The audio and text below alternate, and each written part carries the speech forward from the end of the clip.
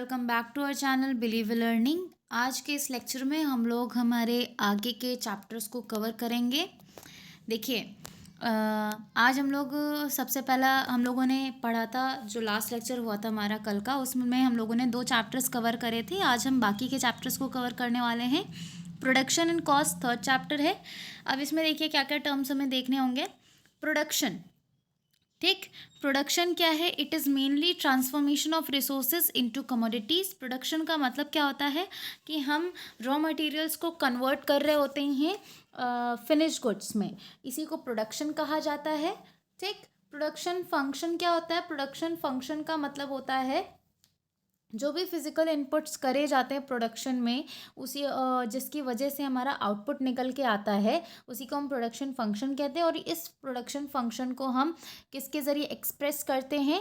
ये एक्सप्रेस होता है हमारा इसके ज़रिए, Q is equals to function x1 और x2। x1 होता है हमारा अमाउंट ऑफ प्रोडक्शन फैक्टर 1 और x2 होता है अमाउंट ऑफ प्रोडक्शन फैक्टर 2, और Q का मतलब होता है हमारा फाइनल आउटपुट, ठीक। अब देखिए टाइप्स ऑफ प्रोडक्शन फंक्शन होते क्या हैं। प्रोडक्शन फंक्शन होते हैं 2 तरीके के, एक होता है शॉर्ट रन प्रोडक्शन फंक्शन और एक होता है long run production function. In the production function one factor of a production is variable and all others are fixed, ठीक।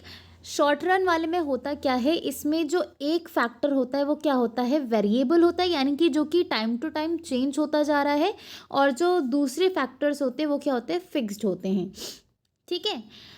It is a time period which is not enough to make changes in all inputs in this level of production can be changed by changing variable factors। यानी कि ये एक ऐसा time period होता है जिसमें हम ज़्यादा चेंजेस नहीं कर सकते, इस वजह से हम सिर्फ और सिर्फ वेरिएबल जो छोटे मोटे फैक्टर्स हैं जो टाइम चेंज हो सकते हैं उनको हम सिर्फ चेंज करते हैं, ठीक है। लॉन्ग रन प्रोडक्शन क्या होता है? लॉन्ग रन प्रोडक्शन में होता ये है कि in this production function all the factors of productions are variable. इसमें क्या होते हैं? जितने भी फैक्टर्स होते हैं वो सब क्या होते हैं? वेरिएबल होते हैं, ठीक है। इसमें law of return to scale is applied, इसमें लॉ ऑफ रिटर्न भी अप्लाई होता है, ठीक है। अब देखिए ये एक ऐसा टाइम पीरियड होता है जिसमें इनफ टाइम होते हैं हमारे सभी इनपुट्स को चेंज करने के लिए, जिसकी वजह से हमारे सभी फैक्टर्स क्या हो सकते हैं? चेंज हो सकते हैं, ठीक है। तो इसीलिए इसको लॉन्ग रन प्रोडक्शन फंक्शन बोला गया है। आई होप ये चीज़ समझ में आई होगी आप लोगों को। टोटल प्रोडक्ट और टोटल फिजिकल प्रोडक्ट्स क्या होते हैं? टोटल प्रोडक्ट को हम टीपी और टीपीपी भी बोल सकते हैं, ठीक है। टोटल प्रोडक्ट का मतलब होता है total product is a summation of final units, यानी कि जितना भी हमने रॉ मटेरियल लगाया है उसमें से टोटल कितना हमारा गुड निकल के आ रहा है उसे हम क्या कहते हैं? टोटल प्रोडक्ट्स कहते हैं। जितना भी हमारा टोटल प्रोडक्शन हो रहा होता है हमारी फर्म के द्वारा, ठीक। आई होप ये भी टर्म समझ गए होंगे। तो टोटल प्रोडक्ट को हम कैसे लिख सकते हैं? टोटल प्रोडक्ट को हम लिख सकते हैं इस तरीके से कि टोटल प्रोडक्ट इज क्या? सम ऑफ क्वांटिटी, ठीक। सम ऑफ क्वांटिटी यानी कि आउटपुट। सम ऑफ क्यू का मतलब हो गया आउटपुट। सम ऑफ आउटपुट यानी कि आप टोटल प्रोडक्शन देखते हैं कि टोटल प्रोडक्शन हुआ कितना है, ठीक है। नेक्स्ट देखिए, अब देखिए टोटल प्रोडक्शन का जो ग्राफ होता है वो इस तरीके से होता है। इसका ग्राफ इस तरीके से चल के ऐसे जाता है, ठीक है। नेक्स्ट एवरेज प्रोडक्शन कैसे निकाला जाता है? एवरेज आपको हम लोगों को नॉर्मली एवरेज हम कैसे निकालते हैं? जितना भी टोटल हो गया टोटल को डिवाइड कर देते हैं नंबर ऑफ प्रोडक्शन से, है ना। तो अब एवरेज निकालने का तरीका यहाँ पर क्या है? यहाँ पर आपका तरीका है कि आपने क्या करना है, एवरेज प्रोडक्शन निकालने के लिए टोटल प्रोडक्शन में से डिवाइड कर देना है वेरिएबल इनपुट्स को, जो भी वेरिएबल इनपुट्स हैं उसको डिवाइड कर दीजिए, ठीक। आपका टोटल प्रोडक्शन निकल के आ जाएगा। इसमें आपका हमारा जो एवरेज प्रोडक्शन होता है वो कर्व ये है, ठीक। एवरेज प्रोडक्शन हमारा ये है, और ये वाला जो कर्व है ये क्या है? एमपी यानी कि मार्जिनल प्रोडक्शन है, और ये है हमारा एपी। ठीक, एपी कभी भी आपका ज़ीरो नहीं होता, ये कांस्टेंट यहाँ से जा कर के ये सीधे हो सकता है या ऊपर बढ़ जाएगा, लेकिन ज़ीरो नहीं होगा।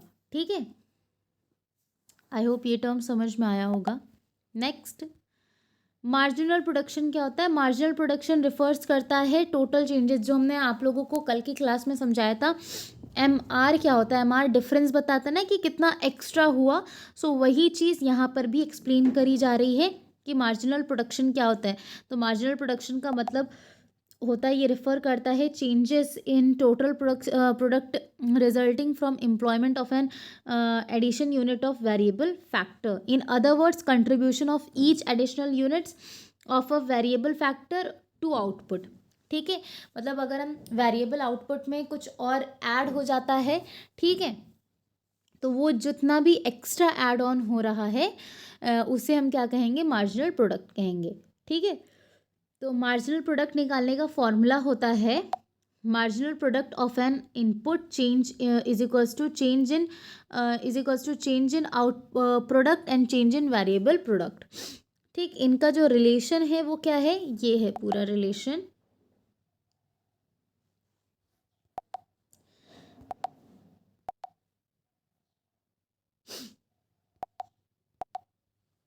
इनका रिलेशन पूरा ये है। TP, change in TP, change in total production upon change in L. ठीक है, और या तो फिर एमपी।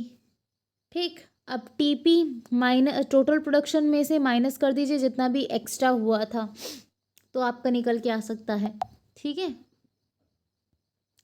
अब जैसे यहाँ पे आपको एक शेड्यूल बना के दिया गया है जिसमें क्या बताया गया है? लेबर 1 लगा है, ठीक, और मार्जिनल प्रोडक्शन कितना हो रखा है? 2।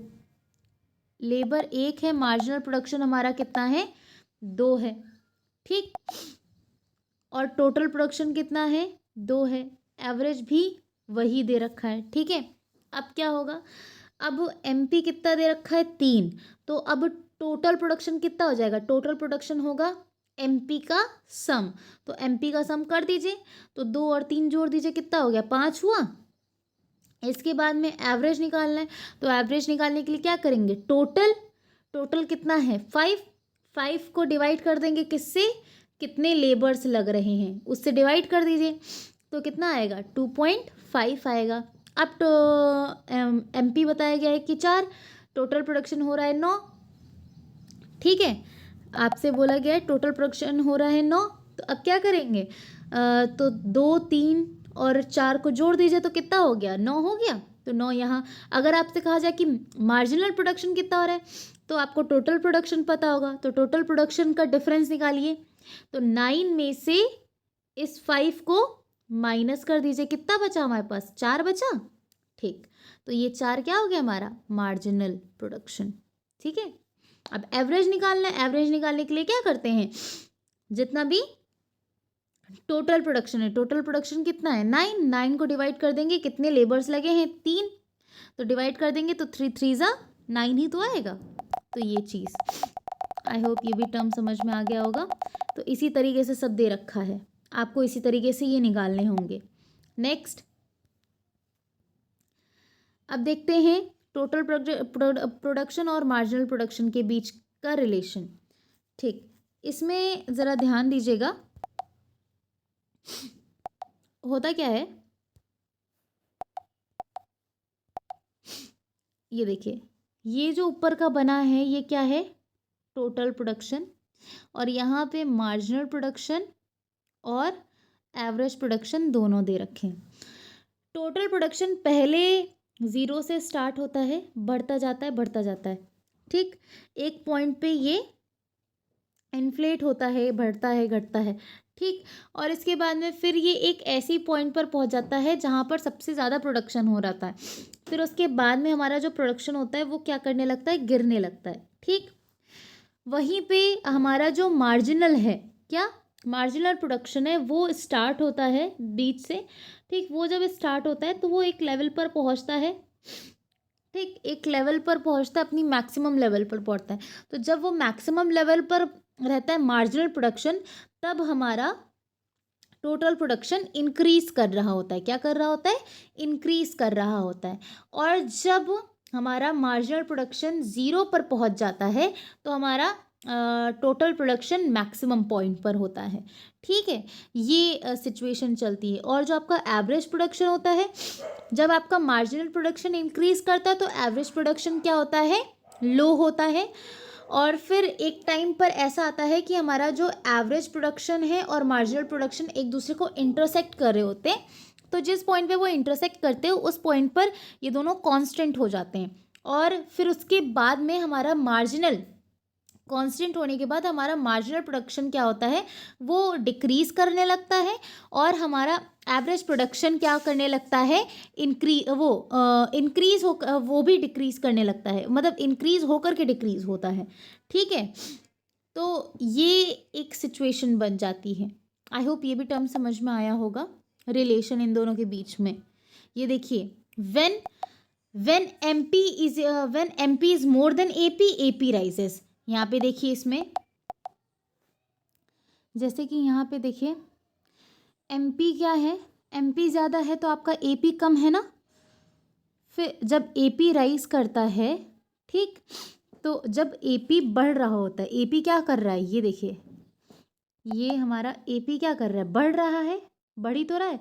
तब हमारा एम पी क्या होता है? ए पी से ज़्यादा होता है। ठीक, जब एम पी और ए पी क्या हो जाते हैं? कांस्टेंट हो जाते हैं। ये पॉइंट देखिएगा, ठीक है,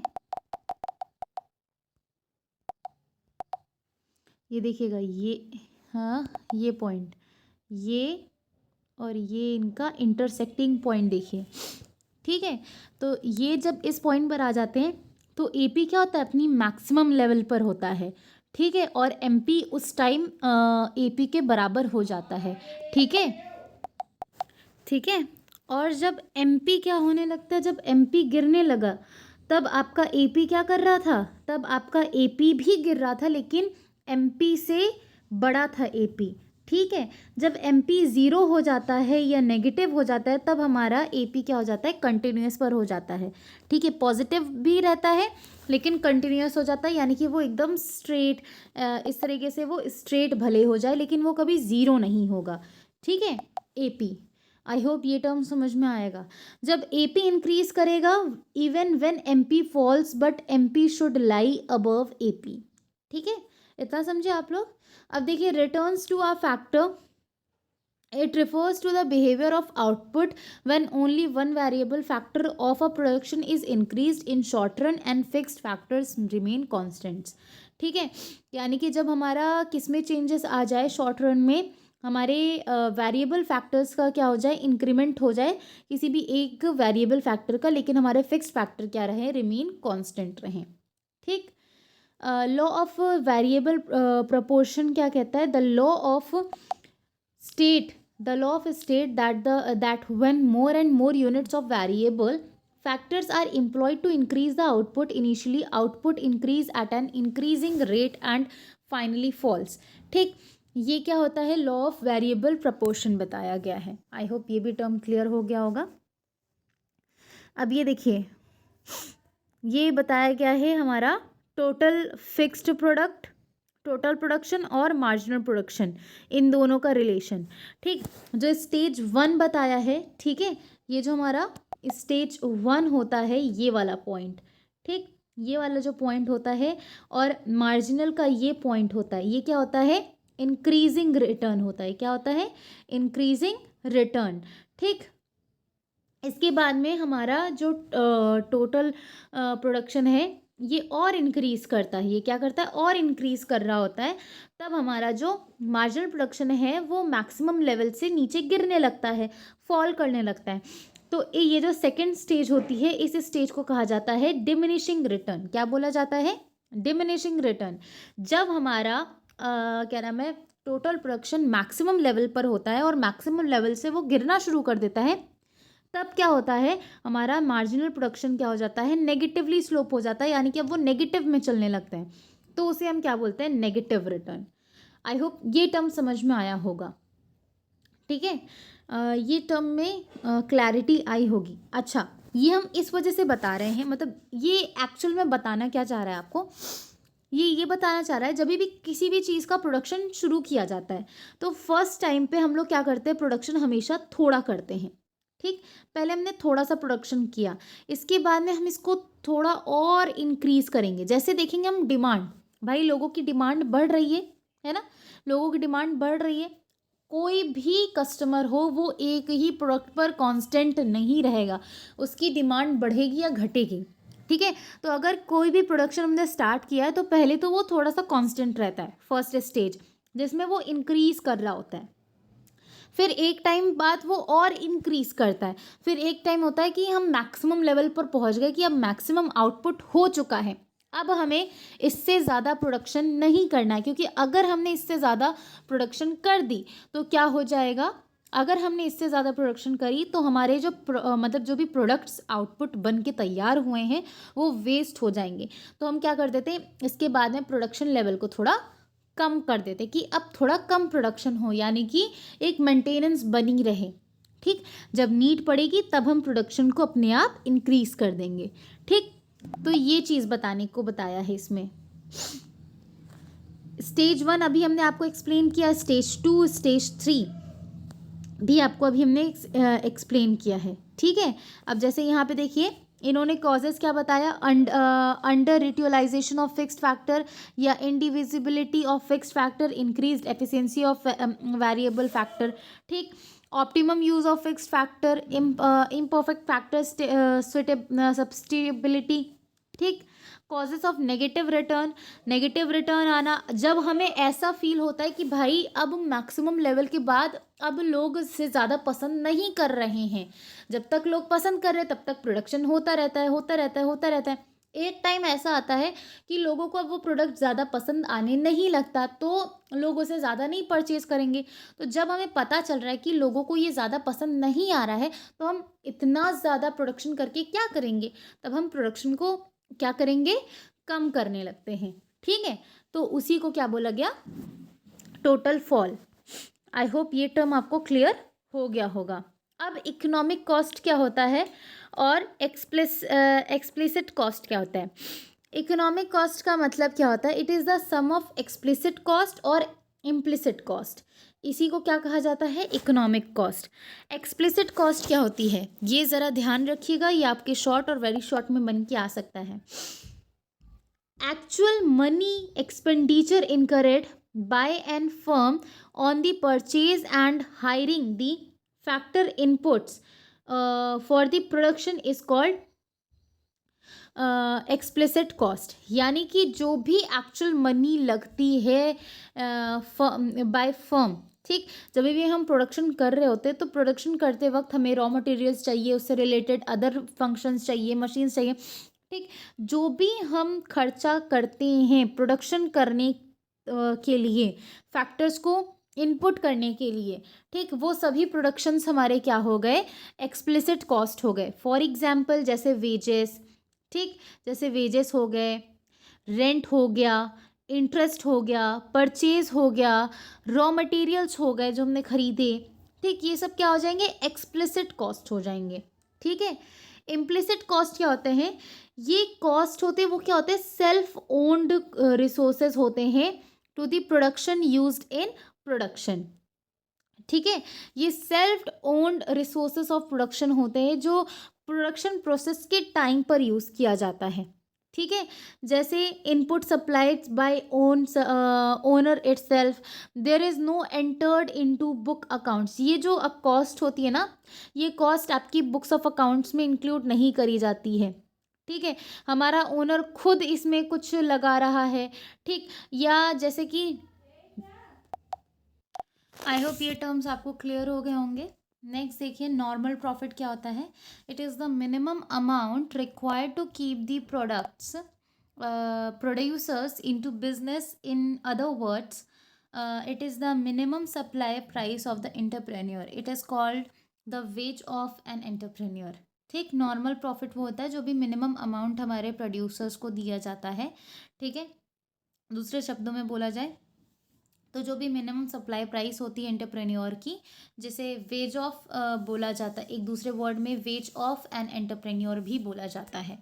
ठीक है, अब देखिए शॉर्ट टर्म कॉस्ट के कुछ 3 टाइप्स होते हैं, total cost, average cost and marginal cost. वैसे तो आप लोगों के में आपके सिलेबस में मार्जिनल कॉस्ट और मार्जिनल रेवेन्यू कटा हुआ है, लेकिन टॉपिक इस तरीके के हैं कि इसमें आपको ये पढ़ना ही होगा, मतलब समझने के लिए। तो आप पढ़ लो, इतने में कुछ चला नहीं जाएगा। आएगा तो लिख देना, नहीं आएगा तो नहीं लिखना। ठीक है, आपके नॉलेज के लिए ही है।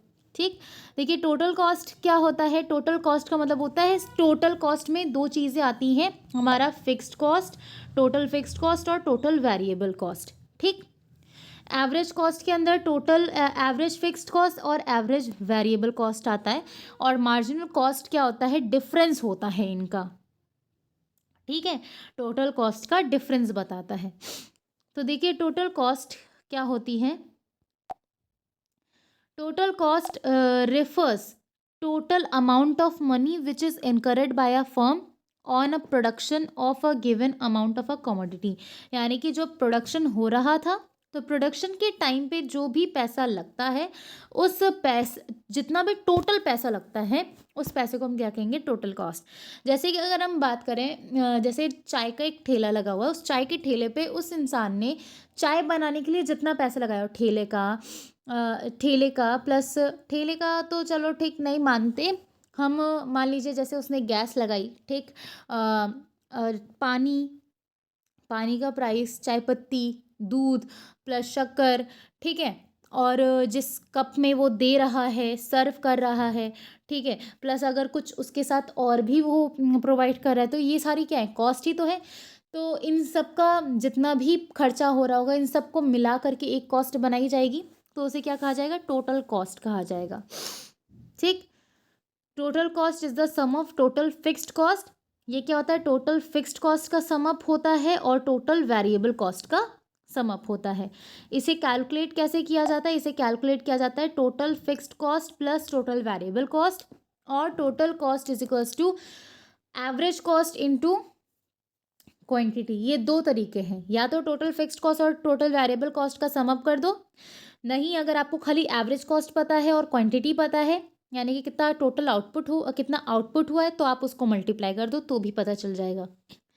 ठीक है, नेक्स्ट देखिए टोटल फिक्स्ड कॉस्ट निकालने का तरीका, मतलब टोटल फिक्स्ड कॉस्ट होता क्या है, it is a supplementary cost.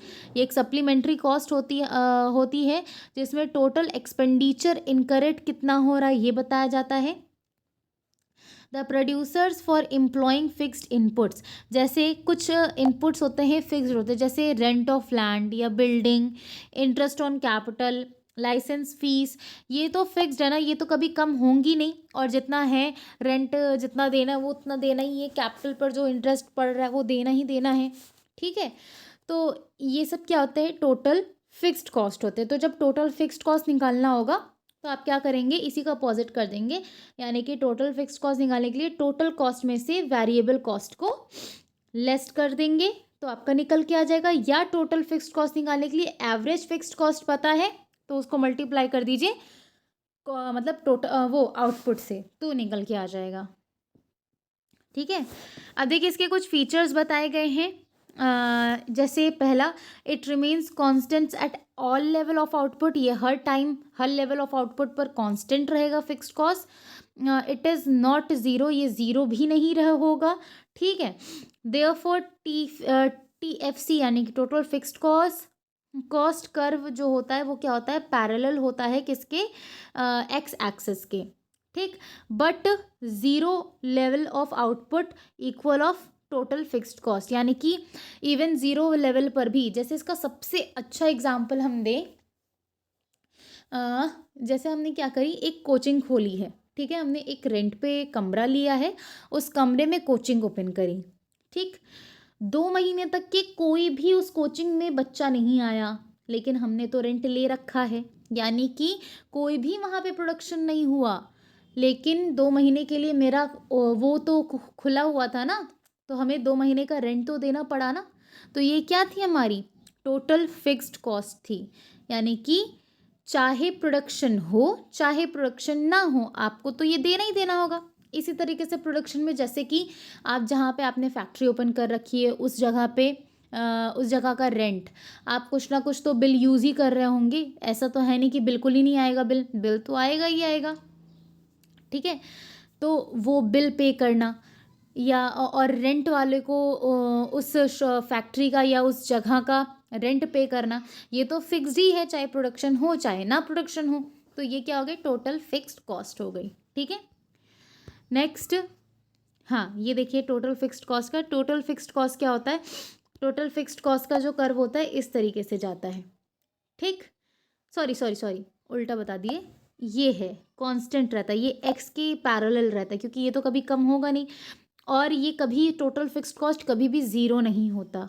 ठीक है, वेरिएबल कॉस्ट ज़ीरो हो सकता है और ये ज़ीरो से अप होता जाएगा, इसमें चेंजेस आते रहते हैं, कभी कम होता है तो कभी ज़्यादा होता है। टोटल कॉस्ट कभी ज़ीरो नहीं होता, टोटल कॉस्ट हमेशा फिक्स्ड कॉस्ट के पॉइंट से ही स्टार्ट होता है, क्योंकि भाई जितना फिक्स्ड कॉस्ट होगा और उसमें जितना हम वेरिएबल कॉस्ट ऐड करेंगे तभी तो बनेगा ना, तो इसलिए टोटल कॉस्ट कभी ज़ीरो बनेगा ही नहीं। मान लीजिए वेरिएबल कॉस्ट ज़ीरो है लेकिन टोटल फिक्स्ड कॉस्ट तो कुछ ना कुछ अमाउंट पर है, तो जितने भी अमाउंट पर है वो तो ऐड होगा ही होगा, तो इसलिए टोटल कॉस्ट कभी ज़ीरो ही नहीं हो पाएगा। ठीक है, तो क्या क्या चीज़ें कभी ज़ीरो नहीं होंगी, टोटल फिक्स्ड कॉस्ट और सॉरी टोटल कॉस्ट और फिक्स्ड कॉस्ट। ठीक है, नेक्स्ट देखते हैं, टोटल वेरिएबल कॉस्ट क्या होता है, it is the cost which vary with an quantity of output produced, it is zero at a zero level of output। TVC curve is parallel to TC curve। TVC curve जो होता है वो TC curve के parallel होता है। ठीक है, क्योंकि इसमें जैसे raw material, expense on power, ये सारी चीज़ें इंक्लूड होती रहती हैं। तो इसमें आपका जो वो बनता है, क्या नाम है, फॉर्मूला बनता है, वो ये TVC निकालने के लिए TC में से TFC माइनस कर दीजिए, या TVC निकालने के लिए AVC इंटू क्वान्टिटी कर दी, वो आउटपुट कर दीजिए। ठीक, सब में सेम चीज़ें हैं। फीचर्स इसके क्या दे रखे हैं टोटल वेरिएबल कॉस्ट के, कि ये ज़ीरो भी हो सकता है जब हमारा आउटपुट ज़ीरो है, ये इंक्रीज़ तब करेगा जब हमारा आउटपुट इंक्रीज़ करेगा, ये इनिशियल TVC इंक्रीज़ करेगा और डिमिनिशिंग करेगा due to the rate of increasing return, जितना इंक्रीजिंग रिटर्न होगा उस हिसाब से ये डिमिनिश करेगा। ठीक है, एवरेज कॉस्ट क्या होता है, एवरेज कॉस्ट जो होती है वो पर यूनिट कॉस्ट होती है। ठीक है, it is the sum of average fixed cost and average variable cost. Average cost जो होती है वो एवरेज फिक्स्ड कॉस्ट और एवरेज वेरिएबल कॉस्ट का सम अप होता है। ये आप देखिए, आप एवरेज कॉस्ट को ये लिख सकती है total cost upon total output, total cost upon में आउटपुट, जितना आउटपुट हुआ उससे डिवाइड कर दीजिए, या लिख सकती हैं average cost is equals to AFC plus AVC। ठीक है, दूसरा AFC निकालने का तरीका क्या है, AFC निकालने के लिए क्या करेंगे, TFC को डिवाइड कर देंगे क्वांटिटी से। ठीक, या दूसरा तरीका है AFC निकालने के लिए AC में से माइनस कर दीजिए वेरिएबल कॉस्ट, निकल आएगा। ठीक है, अब AFC क्या होता है, AFC diminish while increasing in output, ये तब डिमिनिश होगा जब हमारा आउटपुट क्या करेगा, इंक्रीज करेगा। ठीक है,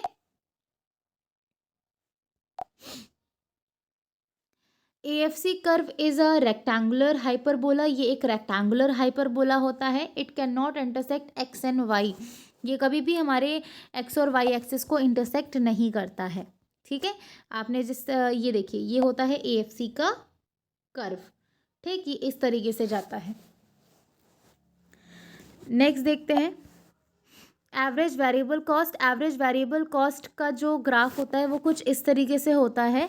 ये पहले टाइम पे तो क्या करता है, फॉल करता है, फिर एक टाइम पे ये कांस्टेंट हो जाता है, देन कांस्टेंट होने के बाद ये फिर इंक्रीज ही करता है।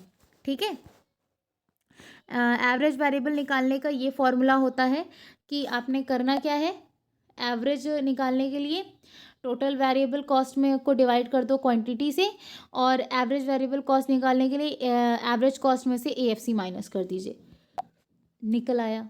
ठीक, अब मार्जिनल कॉस्ट क्या है? वैसे आपका ये टॉपिक कटा हुआ है, लेकिन हम फिर भी बता दे रहे हैं आपको। मार्जिनल कॉस्ट होता है कितना चेंजेस आ रहा है आपके टोटल कॉस्ट में। ठीक है, तो जितना भी चेंजेस आए और जितना भी चेंज इन क्वांटिटी हो रहा है उसको डिवाइड कर दो। ठीक, और दूसरा निकालने का तरीका होता है TVC माइनस TCN माइनस 1। ठीक, जैसे हम MR निकालते थे, सेम एस यहाँ पर रिलेशन बताया गया है AFC का, सॉरी मार्जिनल कॉस्ट का और एवरेज कॉस्ट का।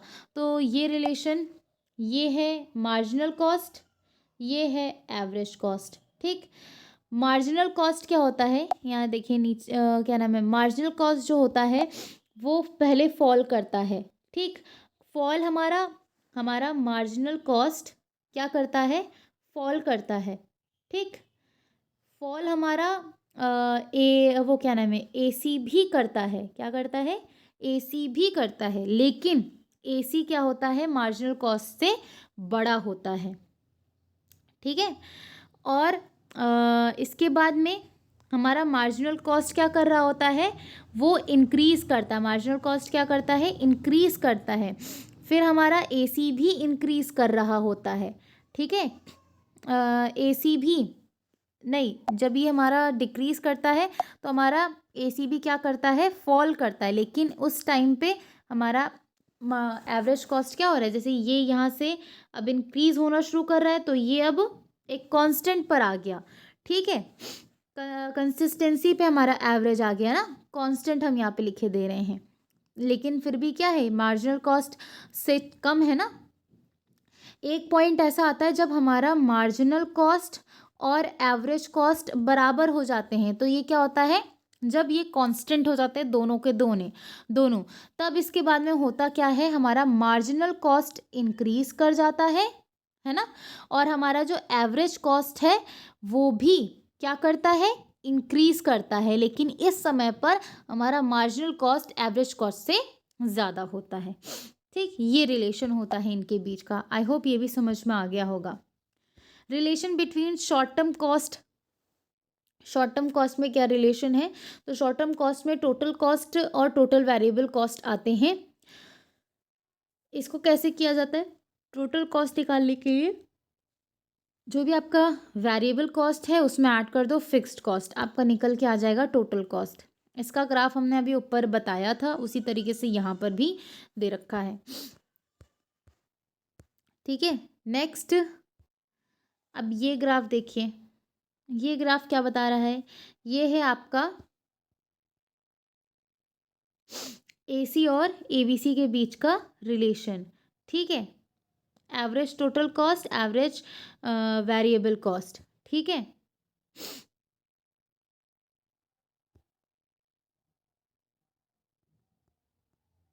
एक मिनट, ये ग्राफ इसका है, sorry. Relation between MC and ABC, marginal cost और ABC, इन दोनों के बीच का रिलेशन क्या हो गया, जब हमारा MC क्या करेगा, लेस होगा। ध्यान देना, जब हमारा MC क्या है, कम है, और ABC यानी कि ये दोनों ही फॉल कर रहे हैं, ABC भी फॉल कर रहा है, MC भी फॉल कर रहा है। ठीक है, तो लेकिन हमारा MC क्या होगा, कम होगा। और जब हमारा क्या बताया गया है, व्हेन MC और ABC इक्वल, ये दोनों ही बराबर हो जाएंगे, तो AC क्या होगा, कांस्टेंट हो जाएगा, मिनिमम होगा और कांस्टेंट हो जाएगा। जब MC ज़्यादा हो जाएगा और ABC कम, तो वो कब होगा, जब ABC क्या करेगा, राइज करेगा, लेकिन MC curve cuts the ABC curve at the lowest point. ठीक है, और ये U शेप का पूरा बन जाएगा। ठीक है, यही चीज़ अभी हमने ऊपर भी एक्सप्लेन करी थी। AC और MC के बीच में क्या रिलेशन है, when AC falls MC is decreased by AC, when AC rises MC is more than AC, when AC is constant and minimum MC is equal to the AC, ये relation run करता है। ठीक है, अब यहाँ पे बात करते हैं रेवेन्यू की। तो जो भी रेवेन्यू मतलब जब भी हम प्रोडक्शन को सेल करते हैं, तो सेल करने पे भी जो भी हमें पैसा मिलता है वो क्या होता है, हमारा रेवेन्यू होता है। अब ये रेवेन्यू हमारे तीन टाइप के होते हैं, average revenue, total revenue, marginal revenue. Total revenue क्या होता है, it is the total amount of money received by a firm from the sale of giving units, for the sale of giving units of a commodity. ठीक है, यहाँ पे ये चीज़ दे रखी है, यानी कि जितना भी हम सेल करते हैं और वो टोटल अमाउंट जो भी हमारे पास आती है उसे हम क्या कहते हैं, टोटल रेवेन्यू हुआ है। Per unit revenue receive from the sale, ठीक, उसे हम जो भी पर यूनिट हमें रिसीव होता है उसे हम एवरेज रेवेन्यू कहते हैं। अब देखिए, टोटल रेवेन्यू निकालने की ये फॉर्मूला है कि जितना भी एवरेज रेवेन्यू उसको मल्टीप्लाई कर दीजिए क्वांटिटी से, निकल आएगा। नहीं तो जितना भी मार्जिनल रेवेन्यू हो उसको जोड़ दो, नहीं तो जो भी प्राइस है और जितनी भी क्वांटिटी बेची गई हैं उसको मल्टीप्लाई कर दो, तो आपका टोटल रेवेन्यू निकल के आ जाएगा। ठीक है, और ये ध्यान दीजिएगा कि हमारा प्राइस और एवरेज रेवेन्यू ये हमेशा कांस्टेंट रहेगा इस सिचुएशन पर। अब हमारा जो AR है, यानी कि टोटल एवरेज रेवेन्यू निकालने का तरीका होता है total revenue divide by quantity, और या तो जितना भी प्रोडक्शन हुआ है, ठीक, जितना भी प्राइस है उसको मल्टीप्लाई कर दो टोटल क्वांटिटी ऑफ सेल्ड और डिवाइड बाय क्वांटिटी से, तो हमें P पता चल जाएगा और वही क्या हो जाएगा, हमारा प्राइस हो जाएगा। ठीक, यानी कि वही हमारा एवरेज रेवेन्यू भी हो गया। मार्जिनल रेवेन्यू हमने बताया था change in TR, change in quantity, या MR निकालने के लिए TRN माइनस TRN माइनस 1। ठीक है, relation between TR, AR and MR। तो यहाँ पे देखिए इन तीनों का रिलेशन क्या दे रखा है, ये देखिएगा, सेम एज जैसे हमने इससे पहले आपको बताया था total cost, marginal cost, average cost में वही रिलेशन है। यानी कि हमारा टोटल रेवेन्यू क्या करता है, सबसे पहले इंक्रीज करता है, और हमारा जो मार्जिनल रेवेन्यू है वो क्या कर रहा होता है, फॉल कर रहा होता है। ठीक, और एवरेज भी फॉल कर रहा होता है, लेकिन एवरेज जो होता है वो MR से ज़्यादा होता है। एक टाइम पे हमारा जो टोटल रेवेन्यू वो क्या हो जाता है, कांस्टेंट हो जाता है, तब हमारा AR और MR भी फॉल करने लगता है। इसके बाद में एक ऐसा टाइम आता है जब हमारा हमारा TR जो होता है वो एक मैक्सिमम लेवल पर पहुंच जाता है, तब हमारा जो MR होता है वो एक 0 पॉइंट पर पहुंच जाता है, और हमारा जो एवरेज रेवेन्यू है वो फॉल कर रहा होता है। ठीक है, और अब इसके बाद में हमारा TR क्या करता है, फॉल करने, एक मैक्सिमम लेवल पर पहुंचने के बाद वो फॉल करने लगता है, और हमारा मार्जिनल रेवेन्यू नेगेटिवली स्लोप होने लगता है, नेगेटिव में जाने लगता है, लेकिन हमारा जो AR है वो क्या करने लगता है, कांस्टेंट हो जाता है। ठीक है, आई होप ये टर्म भी समझ में आ गए होंगे आपको, इसमें कोई दिक्कत नहीं होनी चाहिए। अब इन दोनों के बीच का रिलेशन क्या है, जब MR और AR बराबर होंगे, AR मैक्सिमम और कांस्टेंट होगा। ठीक, और जब MR नेगेटिव है तो हमारा AR नेगेटिव नहीं होगा, भले वो फॉल करे। When MR is more than AR falls, जब MR ज़्यादा होगा AR से तब AR फॉल कर रहा होगा, और TR क्या करेगा, इंक्रीज कर रहा होगा। ठीक है, आई होप ये टर्म क्लियर हो गए होंगे आपको। ठीक, कंसेप्ट ऑफ प्रोड्यूसर्स इक्विलिब्रियम, ये रेफर करता है उस स्टेज को जहाँ पर हमारा प्रोड्यूसर क्या करता है, एक मैक्सिमम प्रॉफिट गेन करता है with the cost, given cost, and he has no incentive to increase और decrease the level of output. और उस टाइम उसके पास कोई भी इंसेंटिव्स नहीं होते कि वो कितना इंक्रीज करे या डिक्रीज करते, तो उस पॉइंट को क्या बोला जाएगा, प्रोड्यूसर्स इक्विलिब्रियम पॉइंट। आई होप ये भी टर्म क्लियर हो गया होगा। MR एंड MC अप्रोच क्या होती है, सेम वही अप्रोच बताई गई है जो भी हम लोग पढ़ के आए हैं। MC और MR क्या होते हैं, बराबर होते हैं। ऑल्सो AR और MR भी बराबर होते हैं। ठीक, MC शुड बी राइजिंग। ठीक है, MC को इसका मतलब क्या हुआ, AR, MR और MC ये तीनों ही क्या होंगे, बराबर होंगे। इसमें हमारा क्या होना चाहिए, MC को राइज करना चाहिए, तब ऐसा होगा। ठीक, MC curve should cut the MR curve from below the point of the equilibrium. ठीक है। आई होप ये टर्म्स भी क्लियर हो गए होंगे, इसमें भी कोई डाउट नहीं होना चाहिए, अगर कुछ है तो ज़रूर बताइएगा। ये जैसे कि क्या है, ये हमारा एवरेज रेवेन्यू जा रहा था, ये हमारा क्या नाम है, मार्जिनल कॉस्ट जा रहा था, ठीक। और ये क्या था, हमारा मार्जिनल कॉस्ट है पूरा, ठीक है।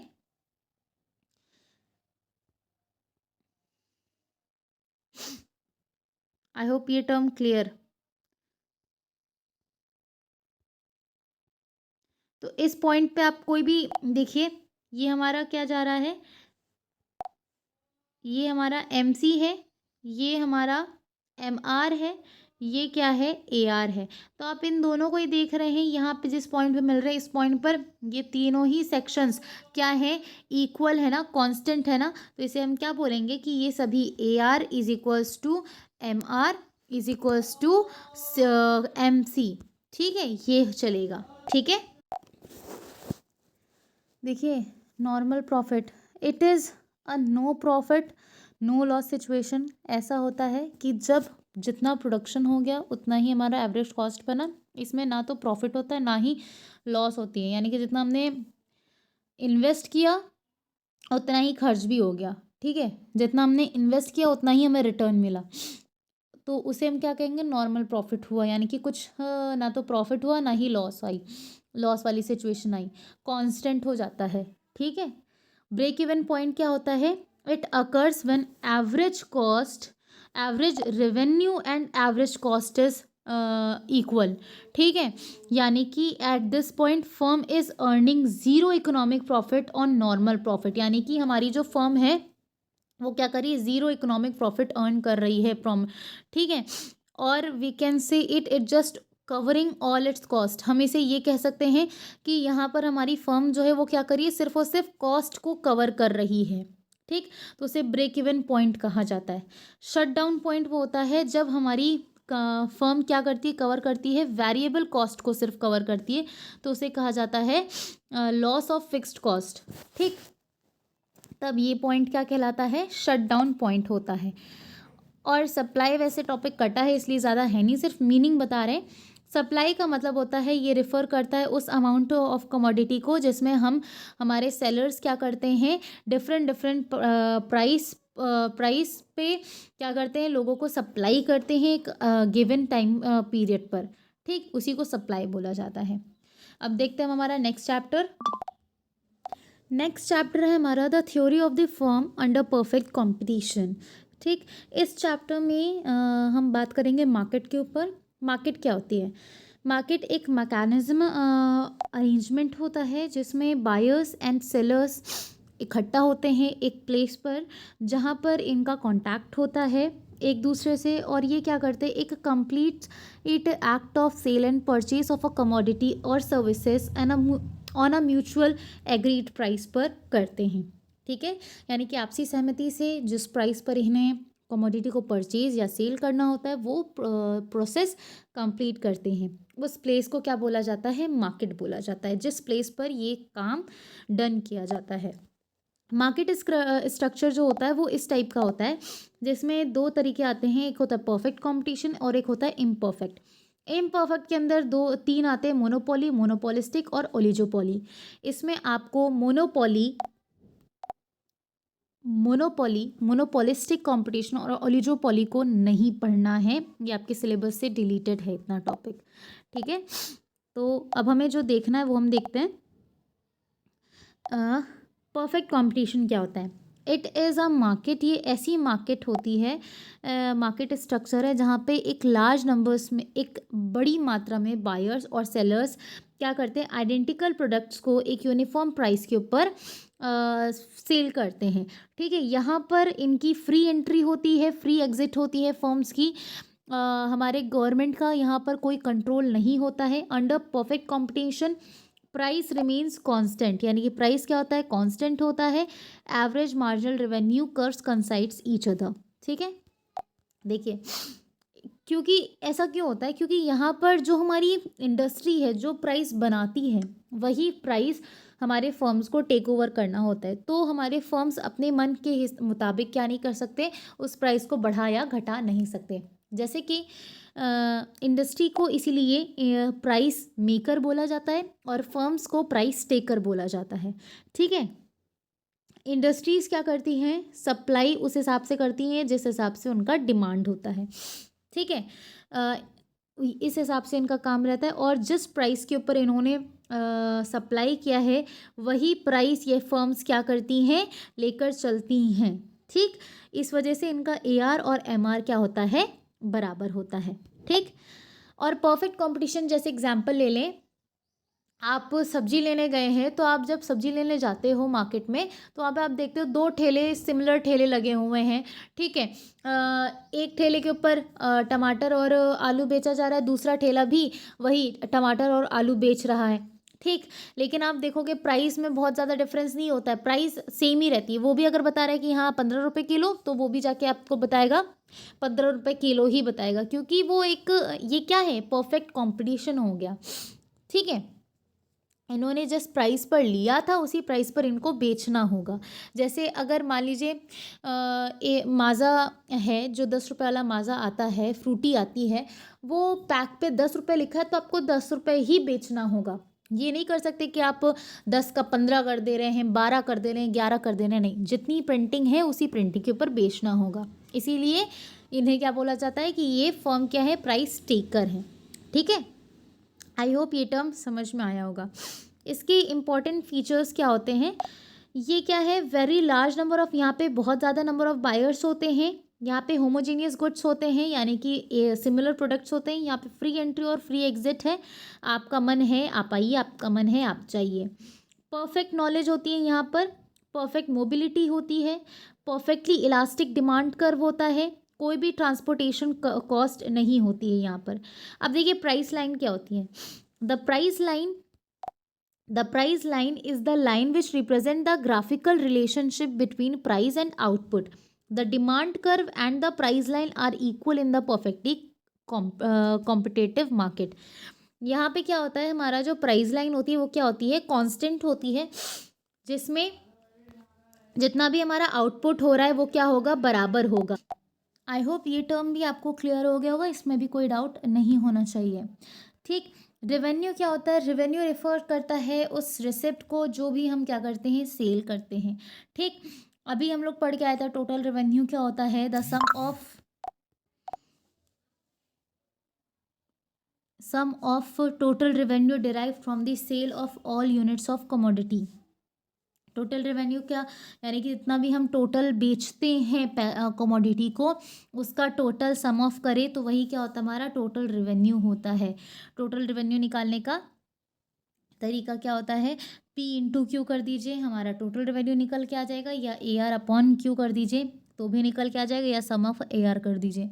ठीक है, average revenue, it is the revenue per unit output sold, AR is equals to TR upon में Q।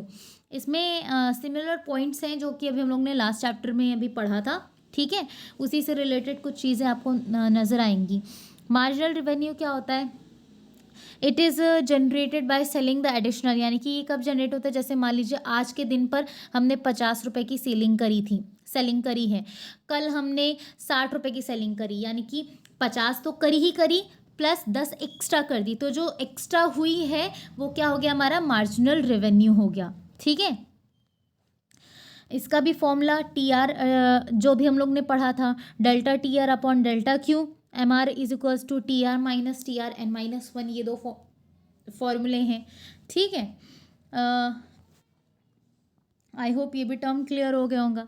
ठीक, अब इसका ये जो ग्राफ दे रखा है, ग्राफ अभी ऊपर भी बताया गया था, वही चीज़ नीचे भी बताई गई है। नीचे देखते हैं, shape of TR and AR and MR, इनका क्या शेप है। Under perfect competition, TR curve is an upward sloping straight line starting from the origin. हम परफेक्ट कंपटीशन में देखें तो TR कर्व जो होता है वो क्या होता है, अपवर्ड स्लोप करता है स्टार्टिंग में ओरिजिन से। और under perfect competition AR and MR curve जो होते हैं वो क्या होते हैं, पैरेलल टू एक्स एक्सिस होते हैं, यानी कि इनका जो ग्राफ बनता है वो कुछ इस तरीके से, यानी कि TR हमारा ऐसे जाता है, ये हमारा TR है, लेकिन हमारा जो AR और MR होता है वो क्या होता है, बराबर होता है, इस तरीके से। ठीक है, प्रॉफिट क्या होता है? प्रॉफिट होता है जितना भी रेवेन्यू हुआ है उसमें से आप अपना कॉस्ट हटा दीजिए, जितना भी बचेगा अमाउंट वो क्या हो गया हमारा प्रॉफिट हो गया। प्रॉफिट मैक्सिमाइज कैसे होगा हमारे परफेक्ट कंपटीशन में? If a perfect profit maximising firms produced positive output in a competitive market then the following conditions must hold. क्या क्या चीज़ें? At a quantity level marginal revenue should be equal to the marginal cost. If marginal revenue is less than the marginal cost then the firm would not produce more quantity in a perfectly competitive market. यानी कि एक quantity level पर अगर हम देखें तो marginal revenue क्या होना चाहिए? मार्जिनल कॉस्ट के बराबर होना चाहिए। अगर मार्जिनल रेवेन्यू कम है मार्जिनल कॉस्ट से तो हमारी जो प्रोडक्शन है तो हमारा जो परफेक्ट कंपटीशन में ज़्यादा प्रोड्यूस मतलब ज़्यादा क्वांटिटी नहीं होगी। ठीक है, there should be an increase in the marginal cost. अगर यहाँ पे मार्जिनल कॉस्ट का इंक्रीज होना ज़रूरी है ताकि क्वांटिटी प्रोड्यूस्ड हो सके। ठीक, price should not be less, price को लेस नहीं होना चाहिए एवरेज वेरिएबल कॉस्ट से। ठीक, अगर है तो वो लॉस का टर्म हो जाएगा। ठीक है, price should not be less than the long run average cost, long run average cost से भी कम नहीं होना चाहिए। The price should be equal और मोर देन दी, या तो प्राइस इक्वल रहे या उससे ज़्यादा रहे। अगर कम होगा तो इसका मतलब हमें लॉस झेलना पड़ेगा। ठीक है, ब्रेक इवन पॉइंट हमने अभी आपको इससे पहले वाले लेक्चर में ही बताया था, शट डाउन पॉइंट भी बताया था, वही टर्म्स यहाँ पर भी आ जाएंगे। ब्रेक इवन पॉइंट ऐसा पॉइंट होता है जब हमारी फर्म क्या करती है? अकर करती है, यानी कि उसे ना तो प्रॉफिट हो रहा है ना ही लॉस हो रहा है, ऐसी सिचुएशन क्रिएट हो जाती है तो उसे हम क्या कहेंगे? ब्रेक इवन पॉइंट बोला जाएगा। शट डाउन पॉइंट वो होता है जिसमें हमारी फर्म को एक लॉस झेलना पड़ता है, जिसमें टीआर बराबर होता है टीवीसी के और एआर बराबर होता है एवीसी के। प्रोड्यूसर्स इक्विलिब्रियम और प्रॉफिट मैक्सिमाइजेशन क्या होता है? A producer is said to be in equilibrium when he maximizes his profits और मिनिमाइज हिज लॉसेज। प्रोड्यूसर्स खुद कहते हैं वो इक्विलिब्रियम कहते हैं जब हमारा जो मैक्सिमम है मतलब मैक्सिमाइज करता है, प्रॉफिट मैक्सिमाइज कर जाए और लॉसेस क्या हो जाए? मिनिमाइज हो जाए, या लॉसेस मिनिमाइज हो या प्रॉफिट मैक्सिमाइज हो। ठीक है, इन दोनों में से कुछ भी बोलिए, बात तो बराबर ही है। ऐसी कंडीशन में हमारा प्रॉफिट इक्विलिब्रियम प्रॉफिट मैक्सिमाइजेशन होता है, जिसे हम प्रोड्यूसर्स इक्विलिब्रियम बोलते हैं। ठीक, ये कंडीशन कब आएगी? जब एम आर बराबर होगा एम सी के। एम ई इज मतलब एम आर इज राइजिंग और M C should cut M R from below. ठीक है, ये चीज़ आएगी। प्रॉफिट मैक्सिमाइजेशन क्या होगा शॉर्ट रन परफेक्ट कंपटीशन में? कंडीशन 1, पहला कंडीशन कब बनेगा? जब एम आर बराबर हो एम सी के और ए आर बराबर हो प्राइस के, तब प्रॉफिट मैक्सिमाइज हो रहा है। दूसरा, एम सी कर्व क्या हो? एम सी कर्व क्या ना should cut the M R is equals to A R, यानी कि एम आर और ए आर को एम सी कर्व क्या कर रहा हो? कट कर रहा हो नीचे से। ठीक, कंडीशन तीसरी, जब प्राइस क्या हो? एवीसी से ज़्यादा हो तो भी तब भी क्या होगा? परफेक्ट कंपटीशन का प्रॉफिट मैक्सिमाइजेशन हो रहा होगा शॉर्ट रन में। ठीक, शॉर्ट रन सप्लाई क्या होते हैं? The supply curve of a firm tells us the quantity of the product that a profit maximising firm is willing to produce each possible price. ठीक, यानी कि यहाँ पे क्या होगा? हमारी शॉर्ट रन में सप्लाई क्या आता है कि यहाँ पे हम क्या करते हैं? क्वांटिटी वो मतलब the supply curve of a firm tells us the quantity of the product. ये क्या कौन सी क्वांटिटी बताती है? जिससे हमारी प्रोडक्शन का क्या हो सके, मतलब हमारे फर्म का प्रॉफिट हो सके। तो जितना प्रॉफिट मैक्सिमाइज करना है उतना ही हम क्या करते हैं? उतने ही प्राइस के हम क्या करते हैं? प्रोडक्ट्स को बेचते हैं या सप्लाई करते हैं, तो उसे हम बोलेंगे शॉर्ट रन सप्लाई कर्व। ठीक, सप्लाई का मतलब क्या होता है? जो भी हम जितने भी अमाउंट की हम कमोडिटी को फर्म से मतलब फर्म्स को क्या करते हैं? सेल करते हैं, प्रोवाइड कराते हैं, वही क्या हो गया? हमारा सप्लाई करना हो गया। सप्लाई शेड्यूल एक टैबुलर फॉर्म होता है, स्टेटमेंट होता है, जिसमें हम बताते हैं कि हमने इतने के इतने सप्लाई करे, इतना का इतना सप्लाई किया। जब उसी चीज़ को हम एक ग्राफ में रिप्रेजेंट करते हैं तो वो एक सप्लाई कर्व बन जाता है। मार्केट सप्लाई कर्व क्या होता है?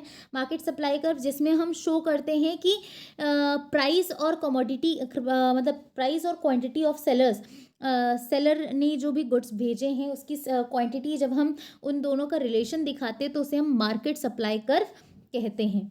ठीक है।